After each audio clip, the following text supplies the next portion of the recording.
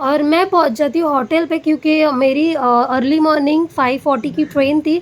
But अभी रात भर कहाँ रुकूँ, क्योंकि ऑलरेडी 2 बज रहे थे, तो इसलिए मैं आ जाती हूँ आनंद के पास वाले एक होटल में। ये होटल का वाइब्स इतना अच्छा था कि डेफ़िनेटली मैं ना ये चीज़ और ये होटल का नाम है ना कैप्चर में डालूँगी। एक्चुअली मैं रात को मेरे सब सामान अरेंज करके रख रही थी, क्योंकि आपको पता है मेरी नेक्स्ट डे मॉर्निंग ट्रेन थी और वो मिस नहीं करनी थी। तो बस मैंने वो सामान अरेंज किया, फिर मैं सो गई और उसके बाद मैं अर्ली मॉर्निंग 5 उठ के रेडी होके बात लेके निकल जाती हूँ मैं रेलवे स्टेशन की ओर, क्योंकि मुझे पकड़नी थी ट्रेन। तो बस मैंने लिफ्ट का डोर ओपन किया और लिफ्ट में निकल गई थी मैं ग्राउंड फ्लोर पे, क्योंकि मेरा स्टे था सेकंड फ्लोर पे। And after that I went down and you won't believe according to the reception. According to the reception, it was an amazing view and the place of the hotel, and I give my key to the person। और उसके बाद मैं निकल जाती हूँ मेरी auto पकड़ने के लिए। बट मुझे ऑटो मिलेगी या नहीं, इसलिए मैं वेट करती हूँ कि दादा से पूछ लूँ कि ऑटो कहाँ से मिलेगी। तो दादा चले जाते हैं वॉचमैन दादा को उठाने के लिए, और वॉचमैन दादा को बोलते हैं कि मैडम को ऑटो पकड़ के दो। तो बस मैं और वॉचमैन दादा दोनों वेट करते हैं कि बस हमको ऑटो मिल जाए और मैं निकल जाती हूँ ट्रेन की ओर। बट आपको पता है बहुत देर वेट करने के बाद भी है ना ऑटो नहीं मिलती। तो मैं दादा से डिस्कस करती हूँ कि दादा कब मिलेगा, टाइम हो जाएगा। तो बस टाइम का वेट करते हुए बहुत देर वेट करने के मुझे सैड सा फील होता है कि कहीं मेरी ट्रेन मिस ना हो जाए। तो बस मैं और दादा ये डिस्कस करते ही रहते हैं। तब तक मुझे नहीं पता, बट मेरा ध्यान रिक्शा देखने की ओर रहता है, ऑटो देखने की ओर रहता है।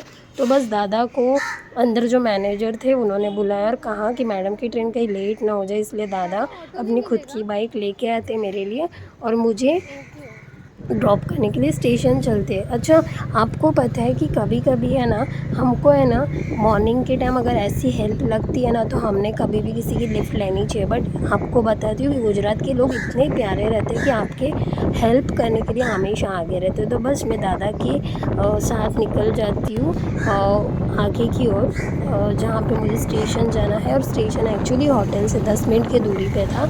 बट बोलते हैं ना कि सुबह मुझे कुछ नहीं मिला था। तो दादा को बाय बोलने के बाद मैं चली जाती हूँ रेलवे स्टेशन पे।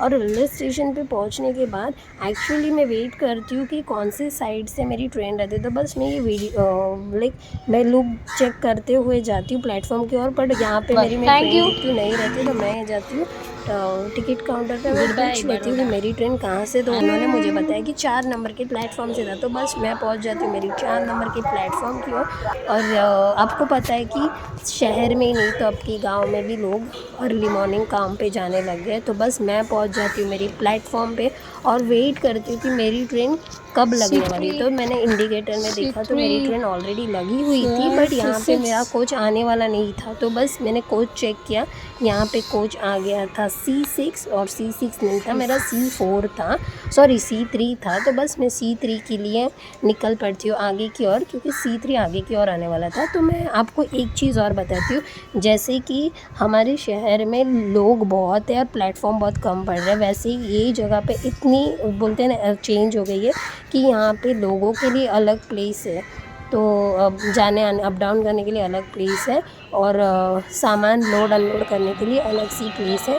तो बस उसके बाद मैं वेट करती थी मेरी ट्रेन कब आएगी। और देखते ही देखते बहुत प्यारा ये व्यू दिखता है जहाँ पे हमारे देश का तिरंगा लहरा रहा होता है। तो बस थोड़ी देर के बाद हमारी ट्रेन आ जाती है और ट्रेन आने के बाद मैं वेट करती थी मेरा कोच कहाँ पे रहेगा, क्योंकि मोस्टली जहाँ पे लिखा हुआ रहता है वहाँ पे कभी कभार आता है, वरना आगे पीछे थोड़ा बहुत हो जाता है। तो बस उसके बाद ये डबल डेकर ट्रेन आ जाती है और इसको देख के मैं बहुत हैप्पी हो जाती हूँ और हैप्पीली मैं एंटर करती हूँ मेरी कोच की और बस मैं वेट करती हूँ कि मेरी सीट कहाँ पे है और मैं बस मेरी सीट ढूंढने के लिए निकल पड़ती हूँ।